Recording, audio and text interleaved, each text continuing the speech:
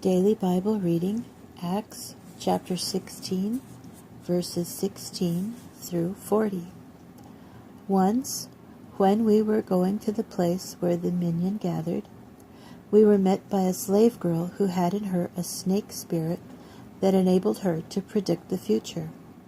She earned a lot of money for her owners by telling fortunes. This girl followed behind Shaul and the rest of us and kept screaming, "These men are servants of God Ha-Elyon. They're telling you how to be saved."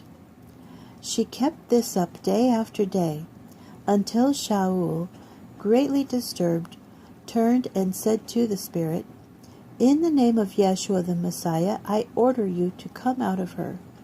And the spirit did come out at that very moment. But when her owners saw that what had come out was any further prospect of profit for them, they seized Shaul and Silas and dragged them to the market square to face the authorities. Bringing them to the judges, they said, "These men are causing a lot of trouble in our city, since they are Jews. What they are doing is advocating customs that are against the law for us to accept or practice, since we are Romans." The mob joined in the attack against them, and the judges tore their clothes off them and ordered that they be flogged.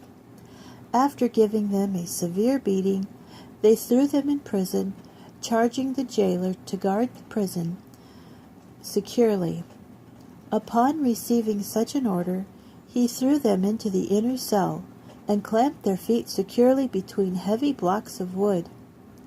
Around midnight, Shaul and Silas were praying and singing hymns to God, while the other prisoners listened attentively.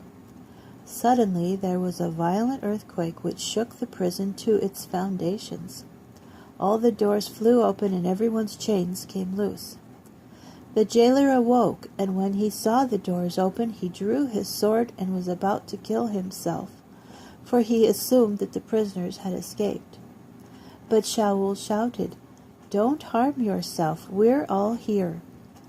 Calling for lights, the jailer ran in, began to tremble, and fell down in front of Shaul and Silas. Then, leading them outside, he said, "Men, what must I do to be saved?" They said, "Trust in the Lord Yeshua, and you will be saved, you and your household." Whereupon they told him everyone in his household the message about the Lord. Then, even at that late hour of the night, the jailer took them and washed off their wounds, and without delay he and all his people were immersed. After that, he brought them up to his house and set food in front of them, and he and his entire household celebrated their having come to trust in God. The next morning, the judges sent police officers with this order, "Release those men." The jailer told Shaul, "The judges have sent word to release both of you, so come out and go on your way in peace." But Shaul said to the officers, "After flogging us in public, when we hadn't been convicted of any crime and are Roman citizens, they threw us in prison. Now they want to get rid of us secretly? Oh no, let them come and escort us out themselves." The officers reported these words to the judges, who became frightened when they heard that Shaul and Silas were Roman citizens. They came and apologized to them. Then, after escorting them out, requested them to leave the city.